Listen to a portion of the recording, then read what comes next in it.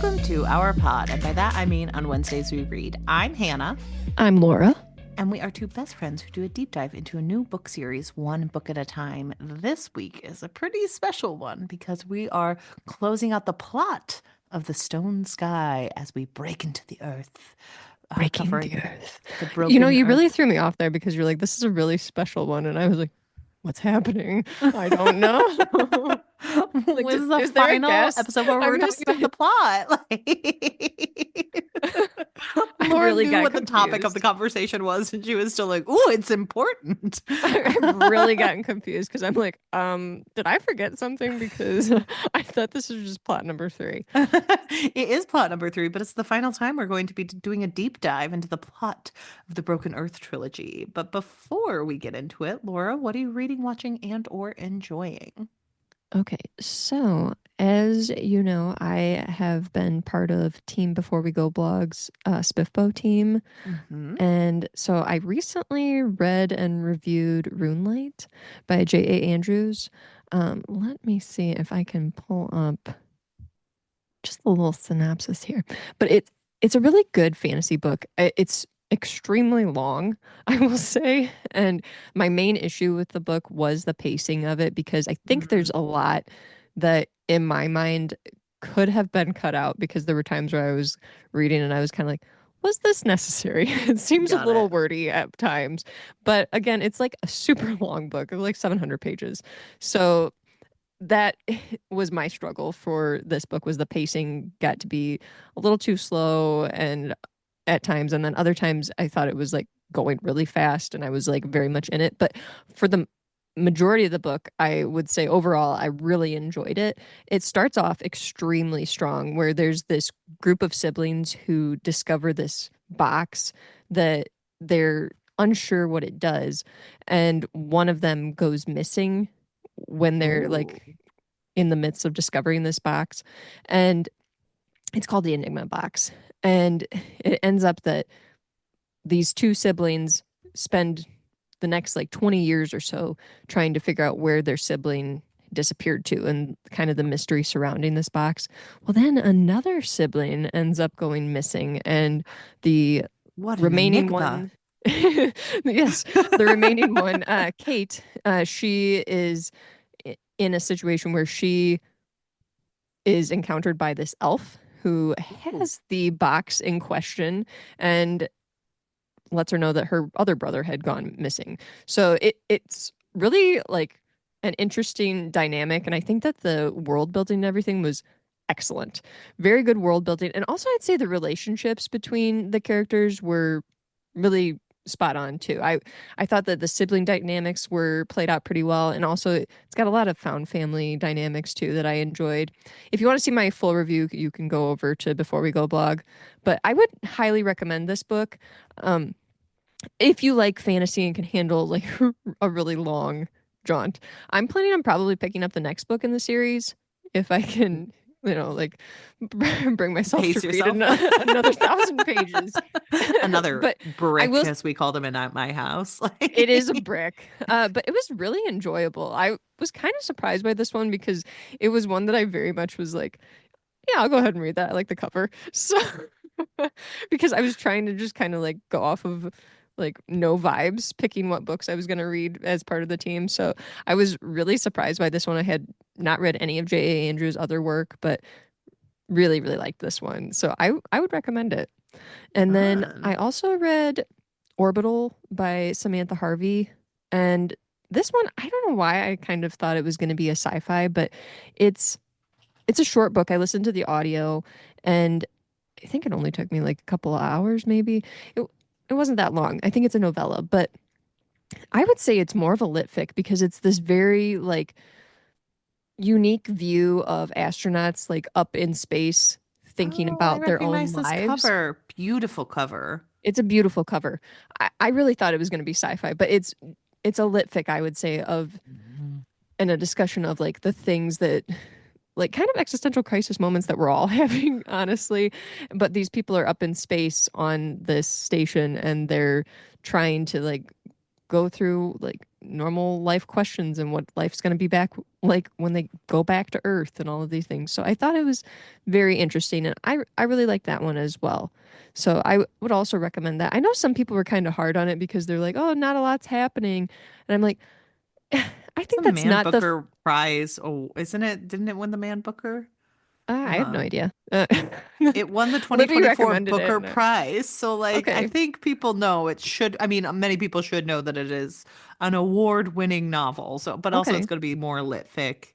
yeah. And maybe, and less stuff happens in Booker Prize winners. Like, they're more about like the writing and, it's supposed to be like It was a polished very writing. beautiful book and very much a book where it's like, yeah, these are questions to ponder. These are things to think about. And I kind of liked that the author took it in the direction that they did. And it was very much like I said, this day that we're just kind of like with these people who aren't real, but it seems like they're real, and we're kind of getting their a day in their life and what they're going through. And yeah, and I just kind of don't agree with some of the people who are complaining like, "Oh, it's slow," or I don't like it. It's not cozy." But it's like I don't know that going into space is a cozy experience. I think there's so many things that have to be put into play to make a huge decision like that, and people work their entire lives to do something like that. And there's so many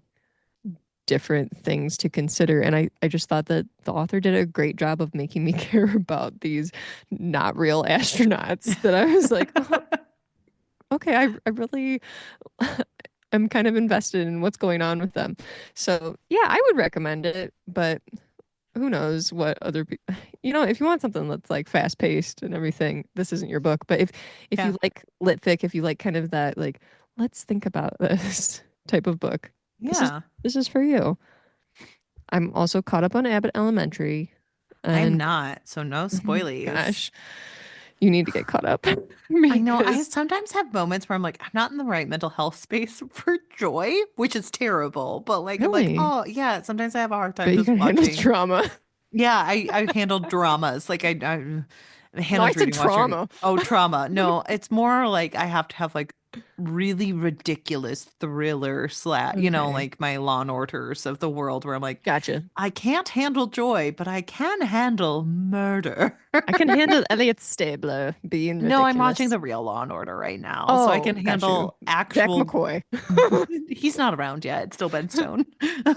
I forgot how long he was there for. Yeah, I want to talk about that episode because it had me distressed and sad and Oh no, I think I know what would happen then.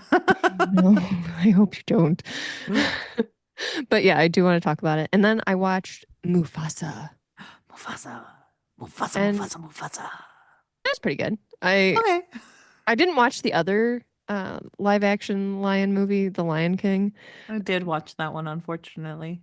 Unfortunately, oh no, it was bad. I mean, it was The Lion King, but with live But action. live Like, action, it's yeah. tigers. Like, I didn't really need to watch There was it. no tigers, but No, tigers, lions and tigers and bears. Oh my. you were watching the wrong movie. There were tigers. I mean, Beyonce was there. So.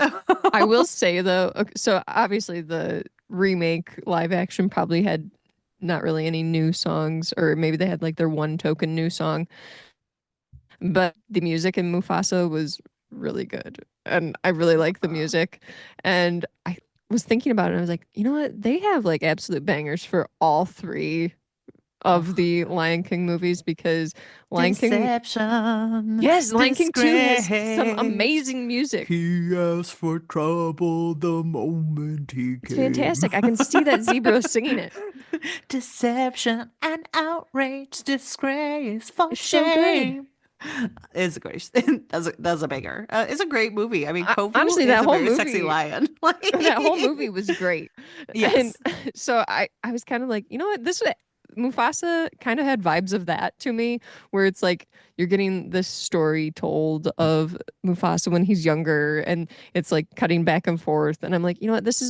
I like it because it's for kids, obviously, and it has those vibes of Lion King 2, where it's like banger songs and cool lions. So I was in. Okay, I good I to liked know. it. And now I have to watch Moana 2 because Oh, That one's available now too. I've kind of been bowing out of some of the Disney, like, oh, it's number two. Oh, it's more of the same. I'm like, come to me with something unique, and then I will watch you. You know, they tried that and it ended up terribly because But was Wish that because was Wish bad. also was like kind of just saying, remember all those old things you used to love? Here I are keep parts seeing of people that. posting about Wish on different social medias, and they're like, my favorite conspiracy theory is that they created Wish with AI and that they and that they were hoping it would be really successful so that they could say, look, we did it with AI. Then they had to like but slowly. but then it ended up being terrible and not a lot of people liked it. So then they're just like, we're going back to making actual movies with human creators. Okay. I Which, mean, you know don't what? trust It's AI, people so say it's a conspiracy theory, and I'm kind of buying into that one. you're with him. You're saying, yes, that's true. Because even like some of the songs, I will listen to the songs when they come up on Spotify and everything, and some of them are catchy, but at the same time, it's like it's just the beat that's catchy. The words make zero Yeah. sense. I don't know. I don't So know. Wish was terrible, but but Perfect. but Mufasa I liked. I thought Okay. they did a good job with that one.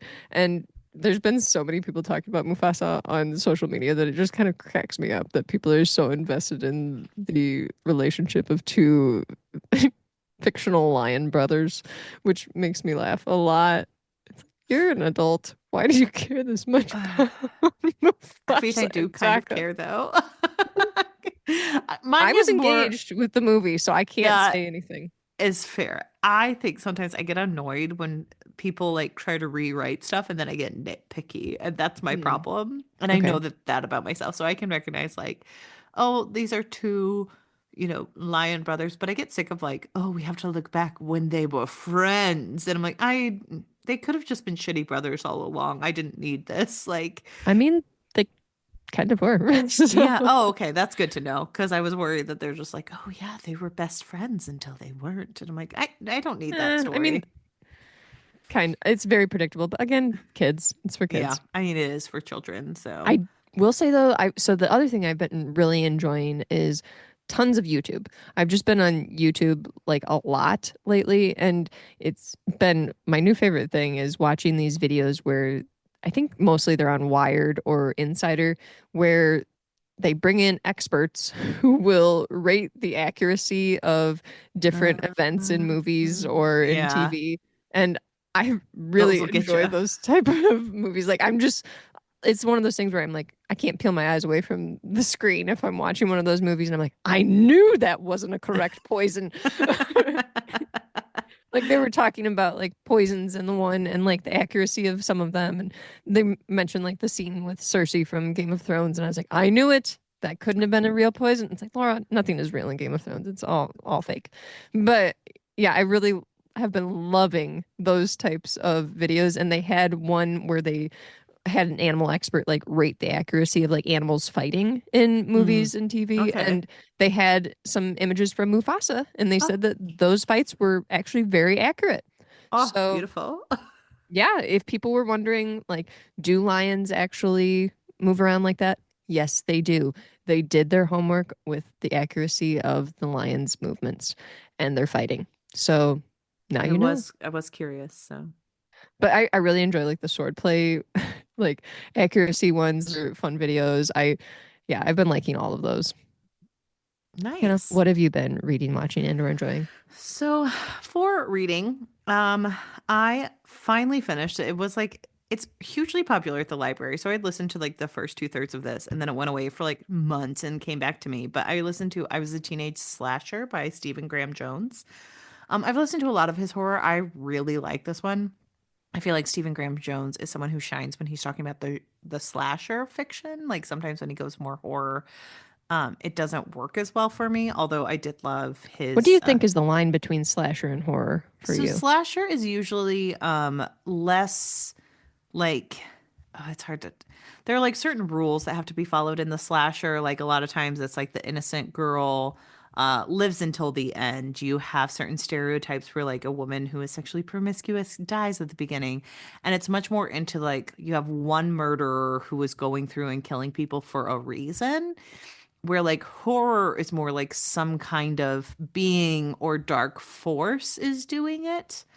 And so there's just like slasher is a little bit lighter on the horror and the blood and the gore, but like it can have elements of that, but they're never like front and center. Okay. So again, if you watch Scream, so Scream is like a slasher that's making fun of itself. So a lot of the movies are making fun of the slasher genre itself. So like I Know What You Did Last Summer, movies like that that are like lighter on the horror elements are slashers. So I think he really shines with slashers. Although I did love The Only Good Indians, which I believe was Stephen Graham Jones. Yep. Yeah, so he that was more of a horror because there's like that element of it's this creature that's coming and you don't know what's going to happen next. But I really like his slashers. This one is written about a young boy who he is out one night and a being a manifestation of this kid who had been like drowned after being bullied comes to kill everyone and he witnesses it, but somehow the blood of the blood of this like reincarnated like being who's like killing everyone gets in him, and he starts having this need to kill people, and everyone starts acting like they're in a slasher film from like this happening, and it was really really good. I enjoyed it. I thought it was a That's romp. cool. It's a lot of fun because like his best friend is super into slasher, so she's like kind of breaking down the rules for him, where she's like, those two people wouldn't have been having sex together. What are you talking about? One of them's gay. And then later she's like, oh, everyone's in a slasher. And I'm like, oh, this is like, it's a fun little spoof on the genre. And I love Scream, which is also a fun little spoof. So highly recommend. I had a great time. I like waited for it to come back from the library because I enjoyed the audiobook. It was a really good narrator. Um, but overall just excellent execution, and it took me places that I wasn't expecting. I expected it to go one way and at the end it didn't, and I was like, oh, that's shocking, so it actually kept me surprised, which rarely happens. So yeah, I listened to that. I also listened to the next book in the A Good Girl's Guide to Murder, Good Girl Bad Blood by Holly Jackson. These books are funny to me because I think they were originally written for a British audience and then they like changed it to an American audience, but also like changed I hate when elements of that the happens. books. And so I always think that's really funny. Like when you're listening Here's to it the and you're thing. like, why didn't you just trust me to know what British law Yes, was? that's what I was gonna say. I Like, I kind of wish that they wouldn't do that type of thing because I think it happens in the reverse also. yeah. And I don't like that that happens where it's like, yeah, I think we She can doesn't need to grow up in understand. Connecticut. I know what Yeah, England is. we can Uh, figure it out. Like people live in other places. It's okay. just like a wild leap to be like, no, no one could know. Like Or it's so strange to we me, have to but say male because no one will understand post. like, oh my gosh, have to go to the loo. Who's Lou? Yeah, But these books are good for like these are for teenagers. sure. So I always grade like YA on a curve because I'm an adult woman reading a book Well, meant yeah. for Here's teenagers. the thing. Because You like, can't be like, well, it's so predictable. It's like, well, this is for well, 14-year-olds, Hannah. it's So supposed to be for people who are like just getting into the mystery genre. What I really like about the audiobooks for this one is she, like, the entire premise is she created this podcast from the last book of the last murder mystery. And like in the last book and in this one, she like interviews people and she has moments where she's like going and she's like, oh, here, I set up the camera, or like I set up the recording, come talk to me. But in this one of similar to your she own life, yeah, you're exactly. finding Exactly. connections.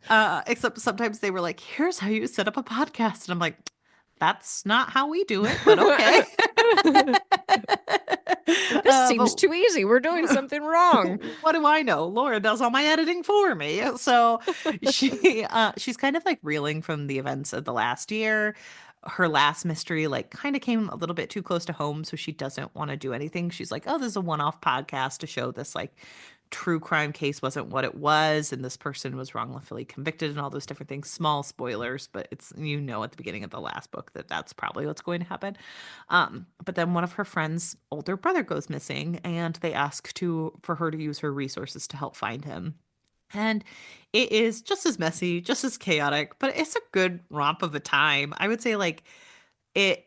it delves into stuff where like I feel like sometimes YA books have the capability of making you feel deeply uncomfortable because it is so in your face. Like they don't hold punches because sometimes, not to say teenagers are sociopaths, but teenagers are self-centered, so you have to make it like a little bit more painful. And so I had moments where I was like, I need to walk away because I'm going to cry for these imaginary characters who I don't care about that much, but like I can't watch bad things happen to them at this particular moment because like I love that you were getting that connected to them. yeah, like I think that there's moments where you're just well, and like of course it's like there's a trial for some like girls who were sexually assaulted in the last book, and you can like see what's coming or see like how people can get attacked in those ways. And there were just moments where I was like, oh gosh, I can't listen to this anymore. Sure. And like the main character is getting angrier because people keep pushing these impressions on her and pushing these things on her. And it shows like it does show. I just started listening to the third book, shows the realities of a young girl who's pushed into the spotlight where she was like, yeah, I did this podcast for fun and like it was really hard on me. And then all of a sudden, like all this trauma keeps happening to her. And she's like, I'm 17. Could you like, and she gets angry and she gets frustrated and she has big emotions. And I'm like, yeah, I think that that's, that is realistic for Hmm. teenagers. And as Hmm. a once teenager who was very emotional, like it does connect to you where you're like, I don't want to see this person in pain because I know that they're feeling it so deeply. So, um, it was very good, and I'm looking forward to the third book. I did look to see what happened in the third book, so I do know spoilers because I You couldn't control physically yourself. couldn't do it. Okay. And then for a little bit, I'm gonna skip one book and I'm gonna talk about it next week because Laura's really excited. Laura, don't let me forget. I want to talk about Black Sun by Rebecca Roanhorse. Yes. But Yes. the next one on my list is another audio. I'm an audiobook girly now, apparently. It's so Um, interesting how you've evolved because I remember when we started this podcast that I was one that read more audiobooks than you, and now you read way more audiobooks than me. Well, I have a 40-minute commute to and from work, so it's just easy to like throw on an Hmm. audiobook all the Hmm. time and just kind of go down a rabbit hole of like, oh yeah, I'll pick this one up, I'll pick this one up. And I'm listening to less news podcasts because I want to wake up in the morning happy. So, donate your time and your energy to community things. I donated to a local food pantry recently, but I can't partake in the news, so I've been listening to more audiobooks. But this one has to do with what I watched, but I listened to Sunrise on the Reaping, The Hunger Yes. Games, new Yes. prequel by Suzanne Collins. This book is really effectively done. I did a reread of The Hunger Games recently. Hmm. So a lot You're a of pretty big this Hunger Games fan, aren't you? I read the books originally. This goes back to my hatred of things that I don't think fit in my niche, a la Mufasa, where I'm like, I can't stand that it's two brothers who can get along now. When we know what happens, we know what happens, So, like, I'm pretty picky on prequels. Hunger Games were books that I read. I was just over the age gap of like when I would like I was reading them, but I was a little too old to be reading them. Hmm. So I remember the third book, I read it and I was like, this is a fucking mess. She rushed to publish it. Like, I don't understand what happened. Like, the power of those books is, Movies is what happened. yeah, the movies happened. And I was so frustrated with the third book when I was younger.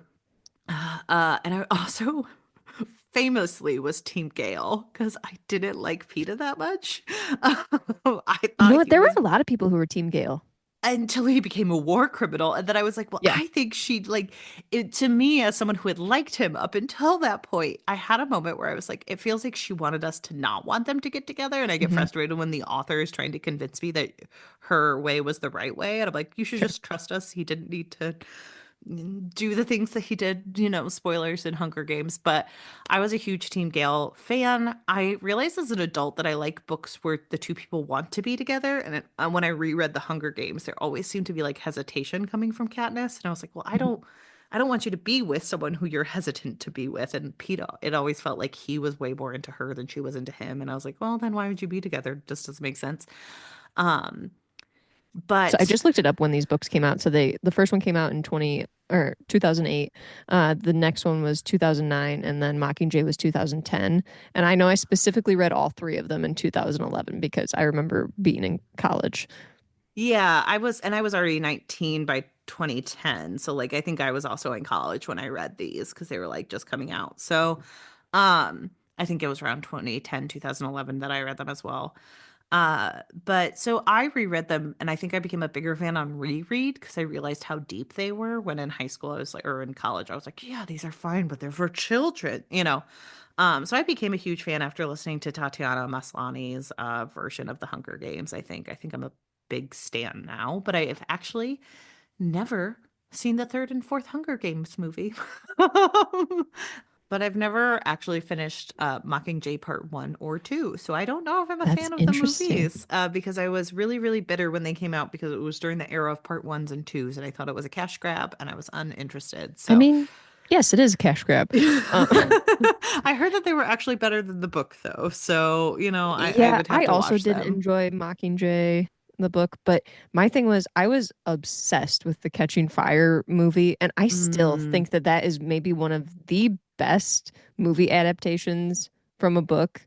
Like I think the yeah, that Catching was a Fire really good movie one. is so good. So, so good.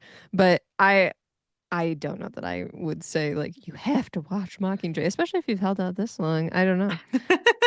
I think I may get them from the library. Sure. But yeah, so I read Sunrise on the Reaping. I had reread the other Hunger Games books. That's when I became a stan, everyone. And so I re-seen like what happened that like um Katniss saw happen to Haymitch in his reap in his Hunger Games. Sorry, my mind went blah. And so I'd seen that, and this book, I was kind of interested to see like how is Suzanne Collins going to make a book out of that because it seemed pretty like straightforward, and she did a very good job of just kind of pushing it under the umbrella of propaganda and how Mhm. when the victors are still telling the story, they get to create their own way of seeing things, and like nothing is true unless you've experienced it. And I thought that was a very good way to work within the story she had already told. I really enjoyed the book. I think it was amazingly done. I really liked Haymitch as a character. I really like seeing him as his younger self. It still has all of the, again, this is a book for children, so it still has all those younger things of like, I've never touched alcohol in my life. And I'm like, oh, okay. Like, yeah, I know. Alcoholics aren't born that Cool. way. I also didn't drink until I was age 19 and I had to quit by age 30, so I don't know what else to tell you. Um, but I really enjoyed that. I thought it was effective, like the message she was getting out, but sometimes I didn't love that like so many of these fascinating things happen to people in District 12.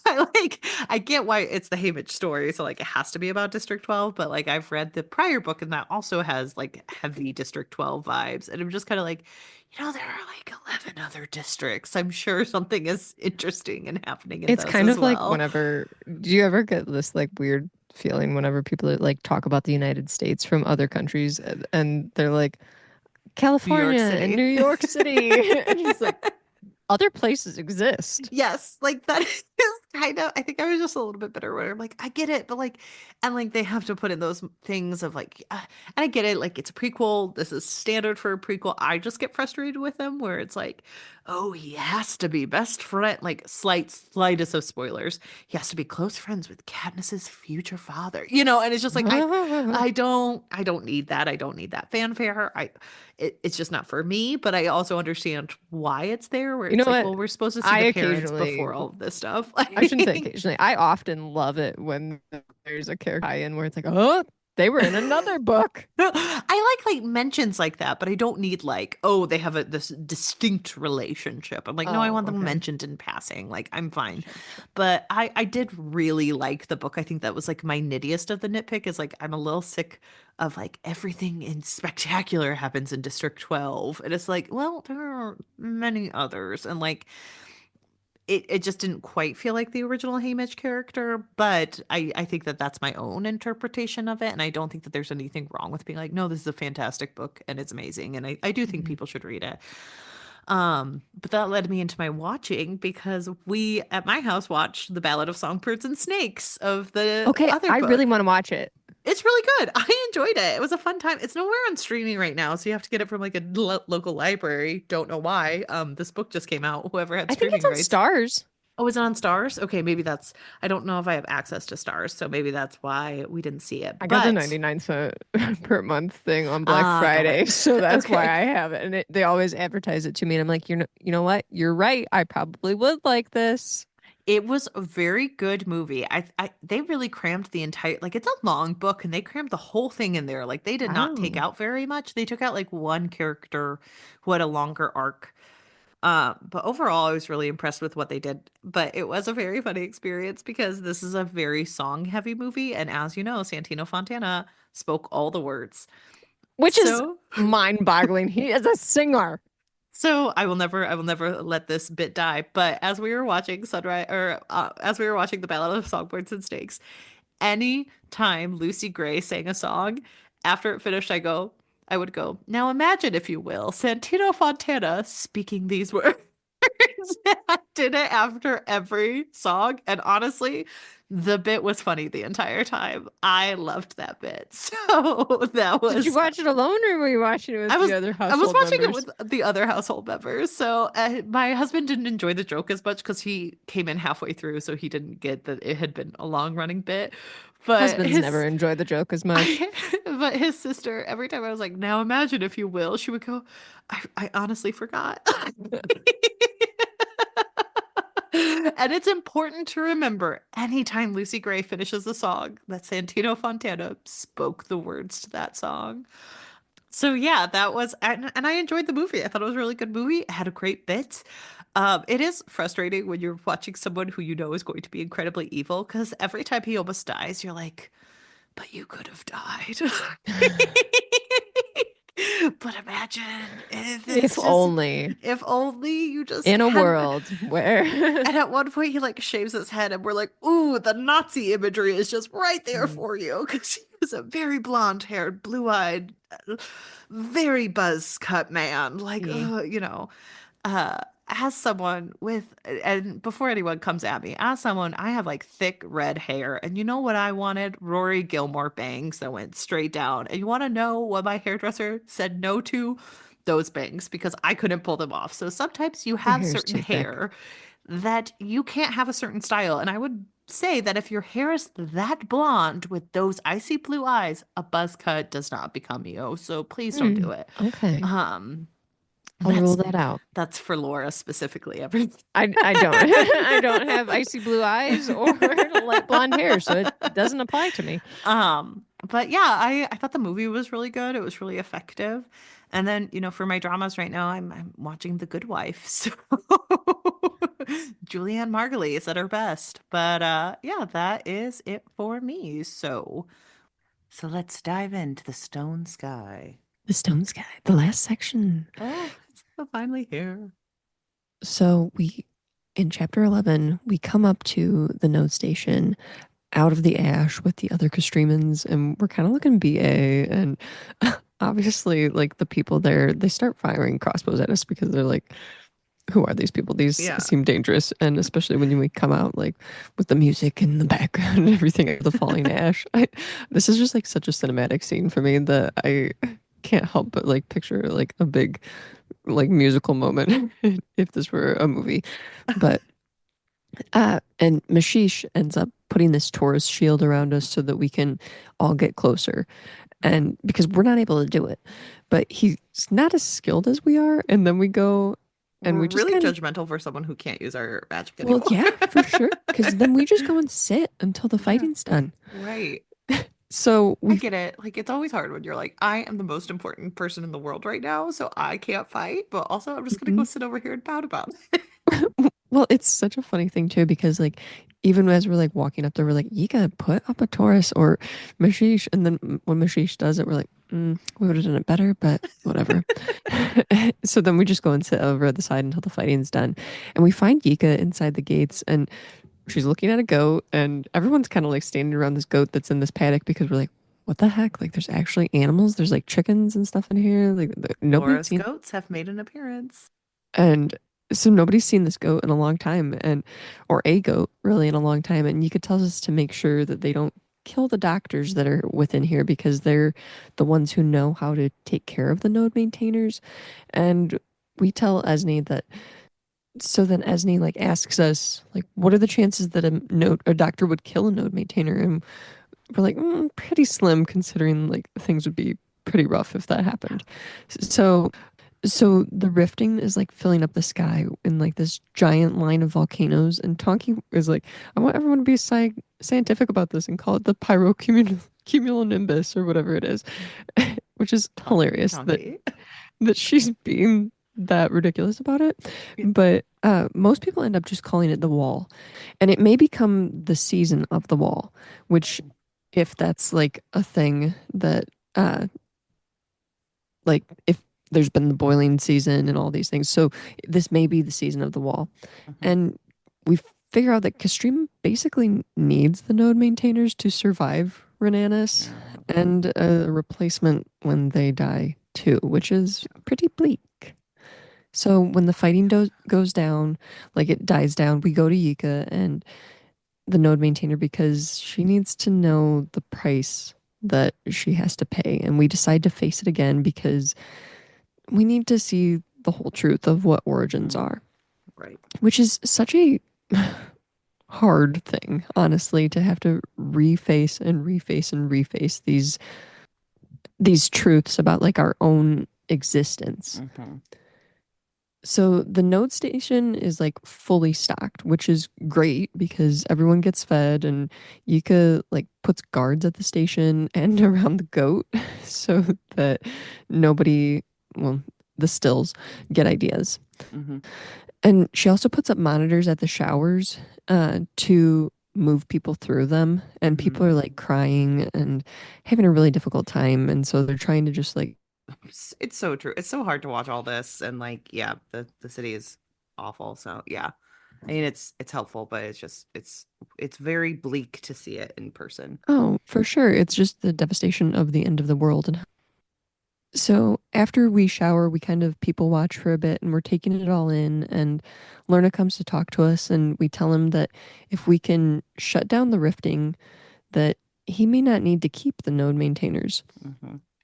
And he points out something that we should have given a little more thought to, that we are pregnant. Just like the most. I don't care that I'm pregnant. I probably already knew I was pregnant. This is just one of those things. Oopsies. Yeah, I don't know how we haven't thought about this more, but whatever. Uh, so he has this moment where he asks what we're going to do about the season. And when he realizes, he's like, but what if I asked you not to? Hmm. And we're like, well, then the three of us would die from ash lung. And then he just kind of falls asleep. Hmm. Good. We're done with him for now. Yeah. So then 4 days later, we reach Renanis, and the ash is gone closer to the Hmm. wall. And instead, there's essentially like falling lava chunks, which is Right. worse. And there's a lot of like lightning and stuff too. Hmm. So the city is huge, and Yika has us occupy like this small complex of buildings that are color coded based on soundness of the Hmm. materials. And there seems to be like a decent food and seed supply Yeah. despite a lack of care during all the fighting, which is kind of surprising, honestly. Right. So the problems are that the city is advanced and hard to run. Like we don't know that much about it. And also that we don't have the manpower to guard all the borders. Right. And the last problem is that there are bodies everywhere. Statues, Laura. They're Statues, but statues. it's But it's very people. it's people, and it's very like It's eerie and going like bothersome. crazy. Like we can't handle it, honestly. And so like and everybody's just basically like, well, I guess we just have to kind of deal with it. Hmm. And so they do, which is really bothersome. Yeah. So while we're wandering around one night, we go to Hoa, who says that his people likely ate and stored the statues' bodies that are missing. Because we're Well, like, because we're this like, doesn't seem like all of there them. should be more. This can't be enough. Yeah. And so he explains that like there are like lesser members of his kind that were created poorly and are basically just a little bit better than beasts. Hmm. But he doesn't need to strengthen himself in that way that these people do. So we're like, wait a minute. So the pieces of us that you're using are for reproduction. And Mm-hmm. he's kind of like, yeah. And so Yeah, then we're like, so brother. the pieces that antimony was using of alabaster to were to make a stone eater earlier. Mm-hmm. And it even looked like him. And then we're like, wait a minute, it is him. And I was like, yeah, but here's the thing, like not totally the same and a little bit different. And we're like, so we can go to him right now and like get a bunch of questions answered and everything. And he's like, No. he needs to learn to come to you because Right. he's like still in this like really formative state and needs to shape his own personality. And we can't really mess with that. We don't want to like ruin everything that he's working on. And he also says that Alabaster is not in danger of being lost like we are. Mm-hmm. And that he'd understand if we chose not to finish this, which is such a hard thing because Alabaster kind of set us up for a lot of this stuff. So to know that, like, oh, he's not in danger anymore, but you very much are. Yeah, that's it's a hard pill to swallow. Hmm. But we're like, it needs to be done, and we have the power to fix the world. He's Mm-hmm. been waiting for us, and he tells us to get to core point, and he can that he can get us to core point, and he can carry others with us. And we Mm-hmm. realize we don't really want to be alone at the end. And we think about who to take, and Hoa tells us that we don't really get to choose how people love us back. And I Mm-hmm. think that that's such a beautiful statement. I know. And we think, well, maybe we shouldn't have tried to change the world alone. And then we decide to go and get Nasun. Yep. So then Beautiful. it's such like these ending chapters are such a like beautiful build up to the end here. Yes. So then chapter chapter POV for 12 is Nasun and Mhm. Shafa Okay, around we core are point. in core point. Yes, and it's just silent. And Nasun is trying to drag Shafa's body around while like sobbing. And it's just a weird like hybridization of sorts with a lot of metal and sharp edges. And it sits on this peak of this like underwater shield volcano, Mm-hmm. which at the center has like these living quarters and labs. And we realize that like on the flip side of Core Point is Warrant, where the Mm-hmm. Guardians are made and dwell during seasons. Mm-hmm. So the effects of seasons haven't really reached this place yet on this side of the hemisphere because it does kind of like come in waves almost, like shock Right. waves. So the people there in the Stone Eaters, they're they haven't really been affected by this weather-wise or anything. They And also don't really care about Nasun no, because they she's do like not care dragging about her at all. Shafa, and they're like, none of my business. I was like, oh Right. my gosh, this is a 10-year-old They girl. this is a child and they're all just kind of like meh and they watch her and stuff. They Mm-hmm. really do not care. No. So then Steele appears and he's like, there's an apartment not far from here that has some food in it and stuff. You can go there. Mm-hmm. And so she follows him there, dragging Shafa all the way. And by the time she gets there, she's just like exhausted. Mm-hmm. And so she's like, Shafa's heart still seems strong. I think we're still good here. And so she falls asleep on Shafa that night. And then the next day, she is able to drag Shafa up to the apartment on the second Mm-hmm. floor. And it's like full of all sorts of stuff. And it has this like really neat thing, this magical bed. And Mm-hmm. it like amazes her. And she's cleaning Shafa up and she's like giving him mashed up raisins and stuff. And she decides she has to take better care of him, which is such a sad moment to be for like a 9-year old to Right. be thinking like I'm not taking good enough care of him. I need to do a better job, be a better caretaker. And it's like you are Well, 9. and this is also an interesting section because we're seeing like Nasun at like her worst, but we're also getting intersperses of like diary entries, it appears, Oh, from I was gonna Alabaster. just say it Yeah. right at the end. Oh, sorry. But I just like I think it's nice that they're like interspersed because like this is also the Yes, first POV we're really getting of Alabaster ever. And for so sure. I was Hmm. really impressed by that. Yeah. So Nassim kind of develops a routine, and luckily the bed is magical and actually cleans Shafa up itself, so Pretty then well. Nassim doesn't have to. And the other Stone Eaters, they're kind of appearing once in a while, and they're mysteriously taking care of her. And they bring her some books, and one of them she chooses to read. And while she's there, she kind of kind of gets used to the silence and their Stone Eater's way of life. And she sees the moon at night and she kind of starts like observing it and getting a feel for it using the obelisks. And Shafa, unfortunately, is like kind of getting worse. And Nasun's like, I want to fix him. I want to fix him. And Steele's like, Mhm. you can't. And Mhm. she's like, well, what if I turn him into one of you? And he's like, do you understand what it's like to live forever? And he's like, Shafa is older than most guardians. I'd guess probably around like 4,000 years, 40,000 years old. It's his time to die. He is my Like, grandpa saying, I think I'm ready to die. Like, I mean, he's much older than that. He's like right, 40,000 years old. right. And she's like, well, I just love him. I want to keep him. And he's like, here's the thing. I think that Shafa was able to last much longer than other guardians because he loved his charges, which is a disturbing thought. Yes, it's very And disturbing. so I'm going to open the gate and I'm going to fix Shafa. And he's like, well, you'll die opening the gate. And you know what you'll do? You'll leave Shafa in the worst pain that he'll ever have, just like yearning for a life that he will never be able to get again. And he's like, do you understand what that's like, Nasun? And and Steele's like, no, well, I do. And he like gets right in her face and screams it. And it's this terrifying moment. Hmm. And then he encourages Nasun to put them all out of their misery. And Hmm. so, like you said, Hannah, like interspersed throughout all of this, we are getting Alabaster's journals.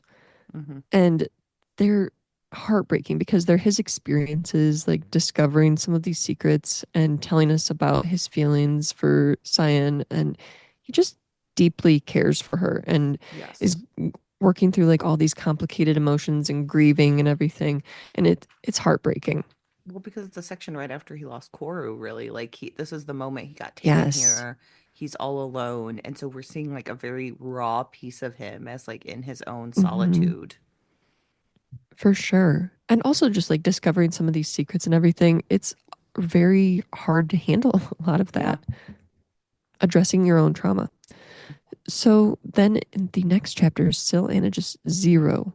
Hoa and Hmm. Antimony are pushing out of the stone, waking and looking at each other. And we learn that Antimony is Gewa. Hmm. And Hoa tells her that he didn't regret that day. And Hoa shares about a younger Alabaster then. And he's like, he was a scholar who fell in love. And the scholar that he fell in love, or he was a scholar. Yeah, I'm sorry. He fell in love with a scholar who showed Alabaster how the moon was lost, which was like Hmm. overwhelming. And Right. Alabaster fled and eventually was taken back to the Fulcrum by his guardian. Hmm. And so then we start to learn more about what happened after the mission. And Hoa recognizes that he's like kind of different, but he can't like put a finger on what's different here. Right. And he's like, so there's got to be somebody watching us, but there's like lax security. And so he starts like messing with the surveillance cams, and a conductor tries to stop him from leaving. And the conductor's like, no, you can't leave. Like, you're not going to be able to do that. And he's like, well, I'm going to do it anyways, and you're going to come with me. So they go out into this garden and they see Kalenli and Conductor Gala and they're like arguing and things seem to be a little tense. And then all of a sudden, Kalenli seems to regain control of the situation by like putting a hand on her stomach. And we're like, oh my gosh, she's The pregnant. disgusting realization that Gallet does not see her as a human, but also fucked her, his adoptive sister. Great. Like, Yeah, it's horrible. yeah. It's just horrifying, honestly. And so some nights later, like the rest of the people who were on the tuning mission, they're like kind of all fired up and they're ready to Mhm. shut down Sylana just using the plutonic engine. And so on the launch day, they're led into these like cradles and there's these people observing them. And there's this really like tall woman who takes Hoa to this like magical lump of iron that Hoa says, well, this is angry because it doesn't belong here. It was taken from somewhere else. And they're like, what? How'd you know that? And so then he's strapped into this cradle and is instructed to hold the onyx. And he's like, wait a minute, that's usually Kalenli's job. And they're like, well, it's yours today. Yeah. And so then they all begin the process of like using the gate and engine, and they're basically attempting to kill Sil'anagist. But the Earth fights back from its own enslavement, and chaos breaks out. And the Moonstone ends up breaking in the power of the engine, and it slams the moon out of orbit. And the Earth chose a punishment for the people who tried to take its life, Mm-hmm. and they were transformed. The moon and Kalenli disappeared, and now is the time to end the world again. Mm-hmm. So, chapter 13, Nasun and us, we were both deciding to change the world kind of simultaneously. It seems like Nasun decides a little bit earlier than us, but very close to the same time. Right. So we kind of let like our found family know that it's time to leave, and we're like, do you want to come with us? And we're like, but not you, Yika, because you have responsibilities, but everyone Yeah. else can come. But So also, like, would you want to come if I let you come? Like, if mhm, it, like, I'm not saying you're coming because you can't come, but like, would you have wanted to go with me? I Like, recognize you have chores, but you you could come. you do like me, right? And so like Lerna, Tonki, Hiraka, and Daniel, we all like kind of link up, and Hoa takes all of us.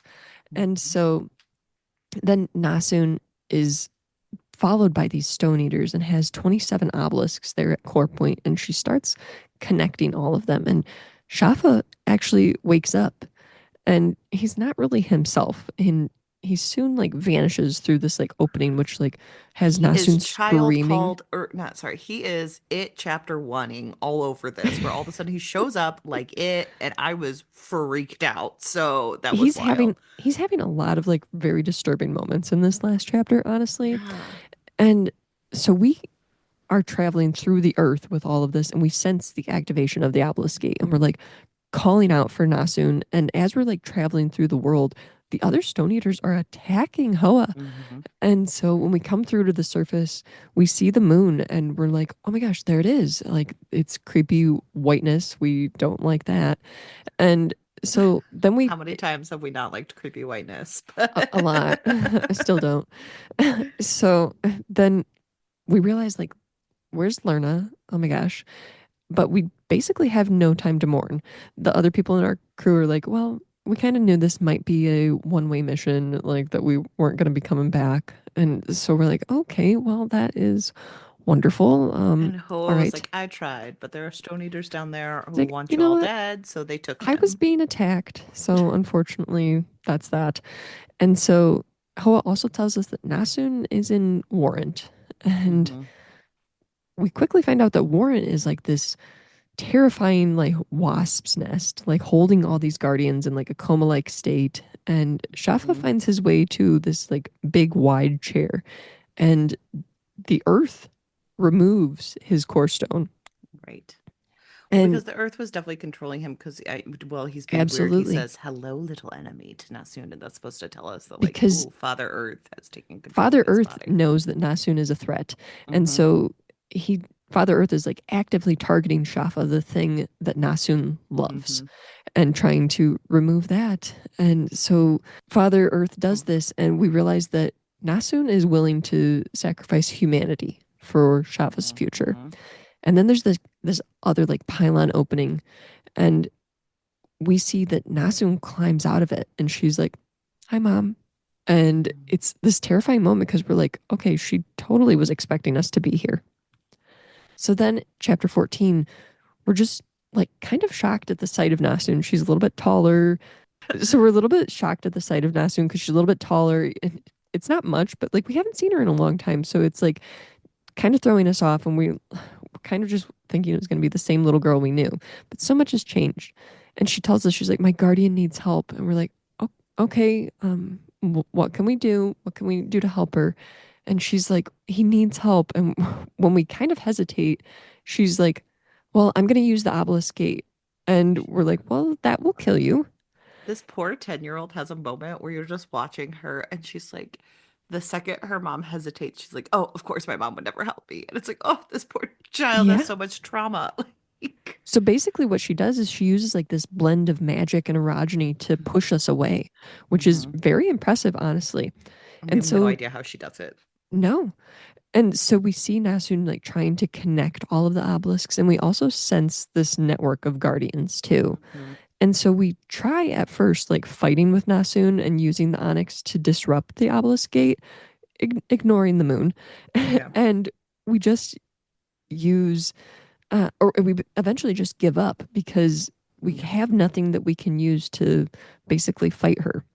Yeah. And so we stop in this moment, and she like has this moment where she understands us more. And Yeah.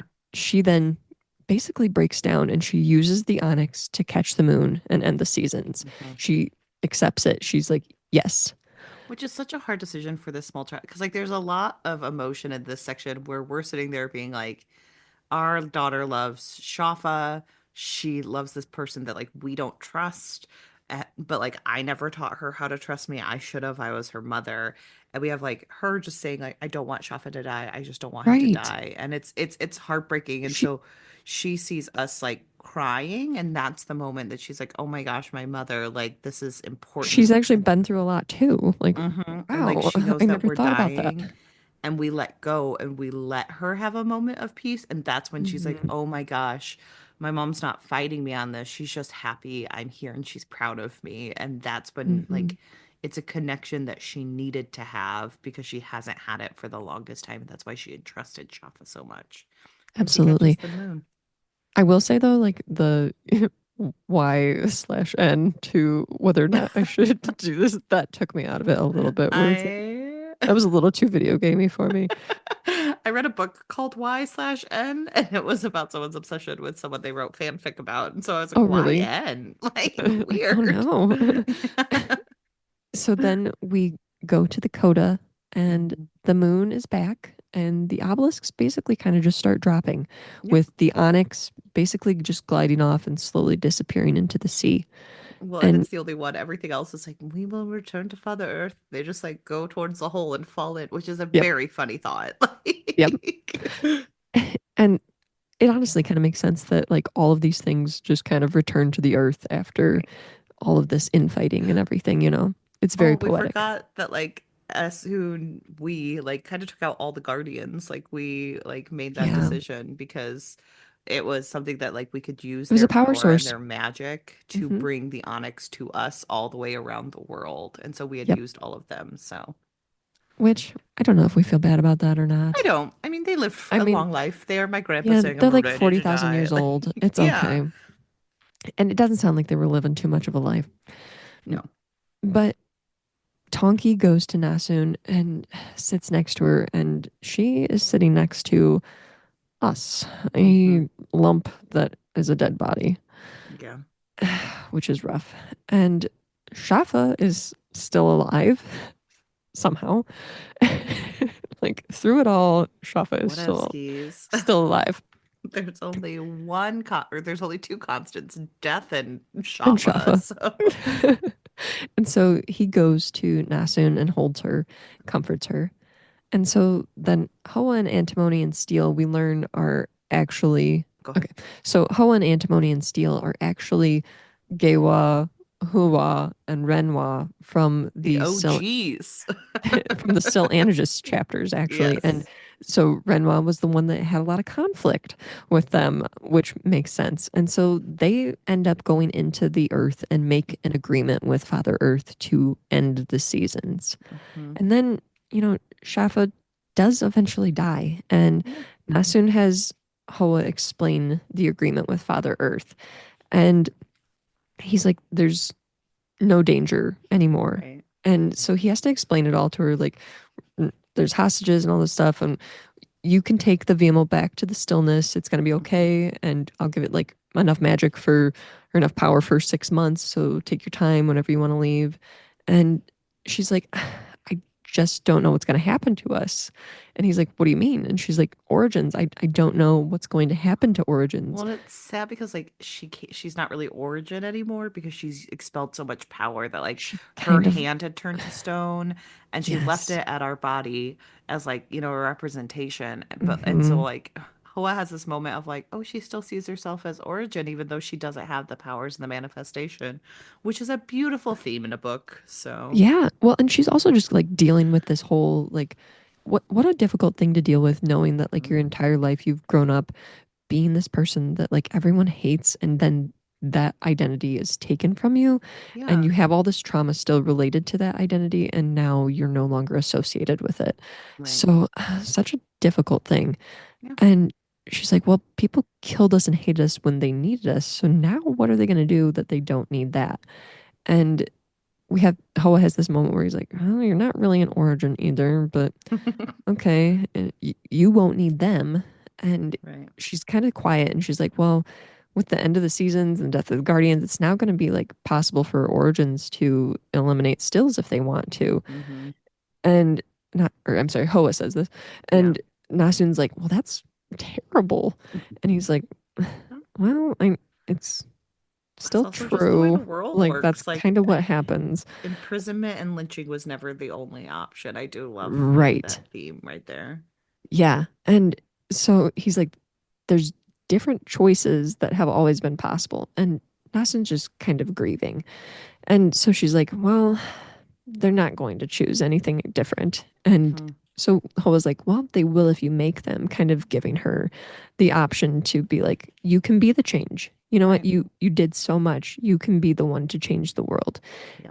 And at that, Hoa's just kind of like, that's kind of all I can do at this moment is Yeah. just like empower you with that one last line.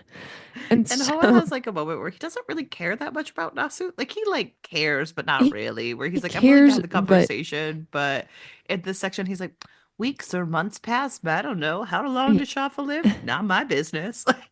he's kind of like, I love Nasun because she's an extension of you, but Yeah, I don't really care as much about her as I do to you.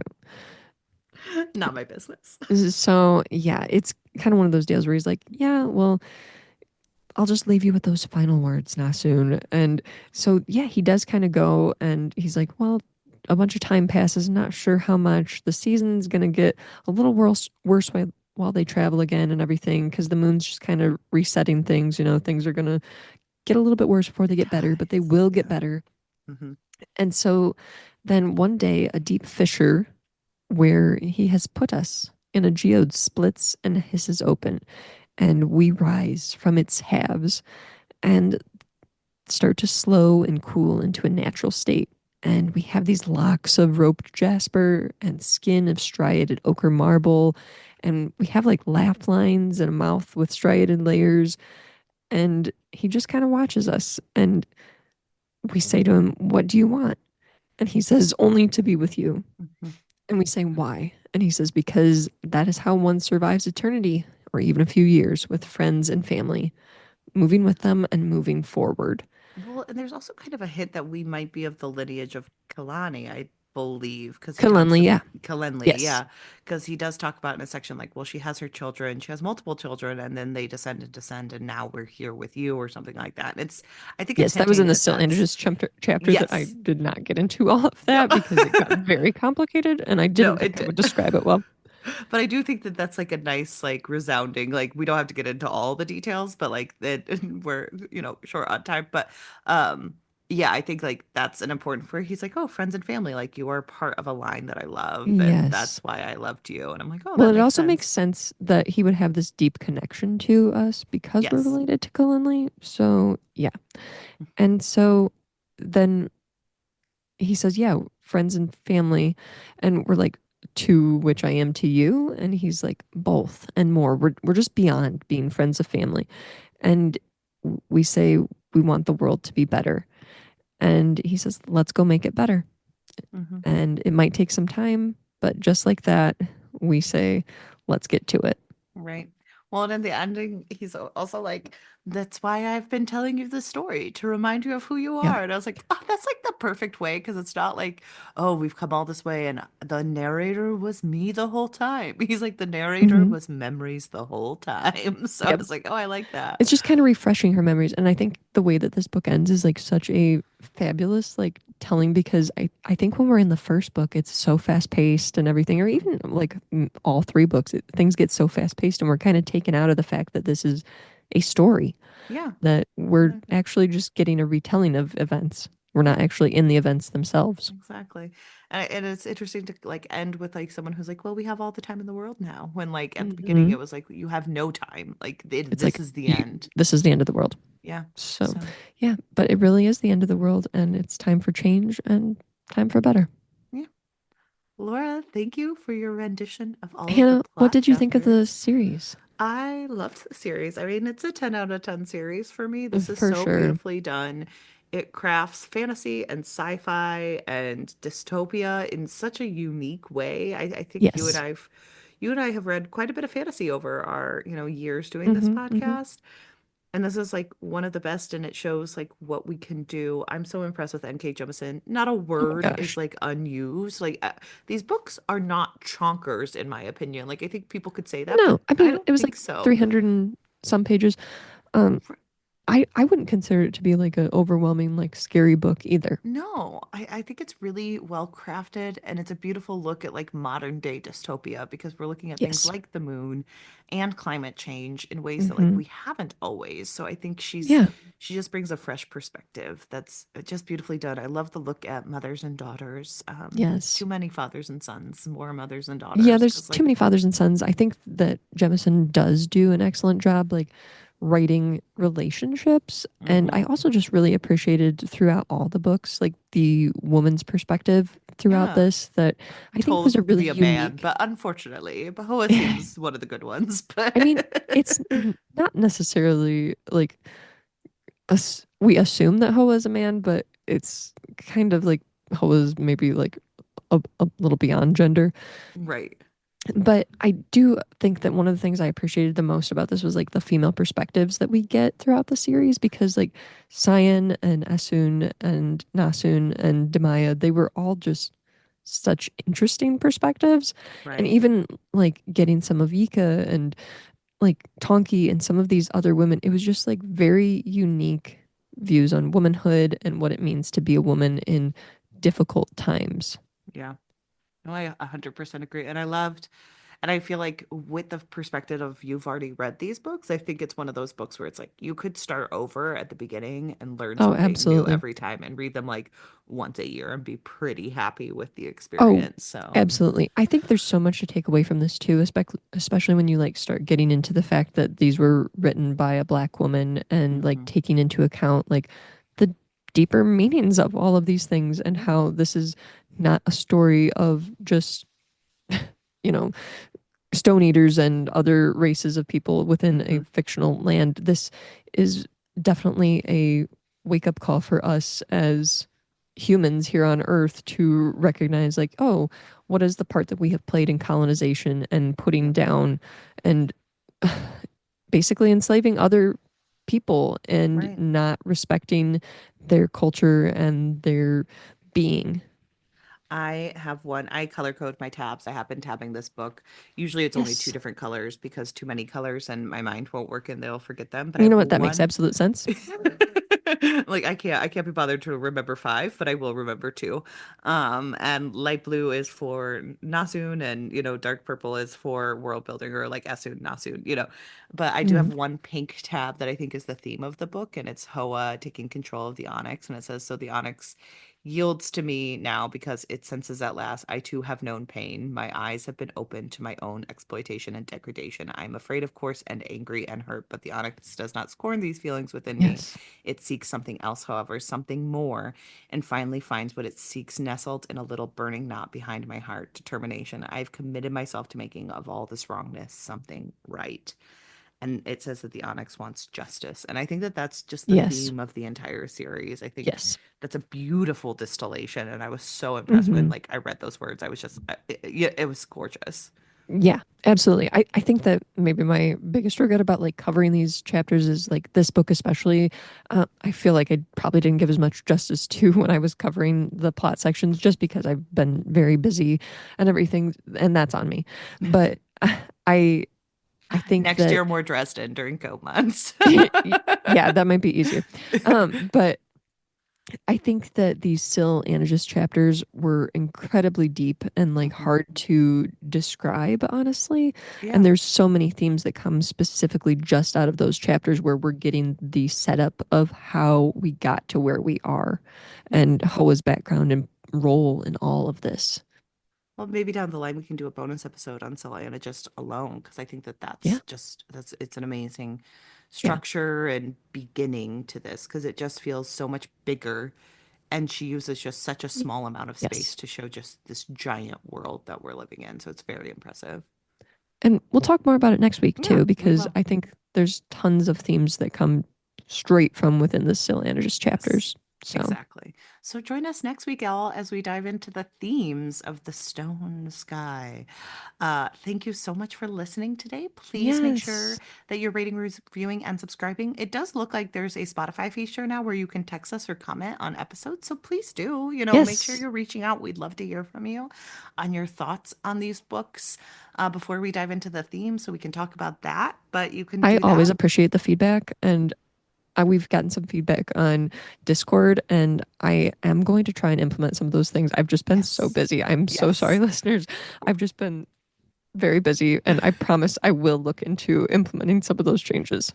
And you know what, we do understand that, but you should join us over on Discord. We don't chat too much there just because people aren't always chatting with us, but we definitely want to chat more over there. You Yeah. can also follow us on Instagram or all the social media platforms. We're mostly on Instagram Hmm. and Blue Sky right now, so head on over there, give us a follow, chit chat with us.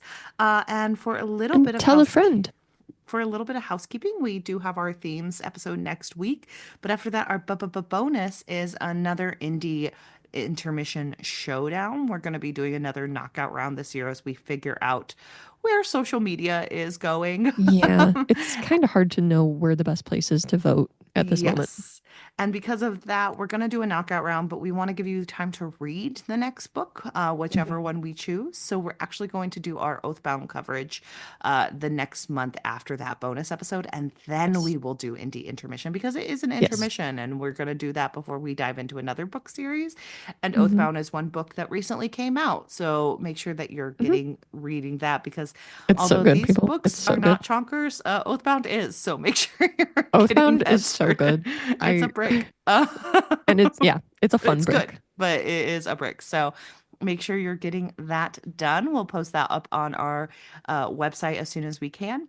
But we just wanted to make sure that you heard it here first. And we have some exciting things coming down the line. But thank you again for joining us. Can't Yeah. wait to have our themes conversation about the stone sky next week. Bye. Bye.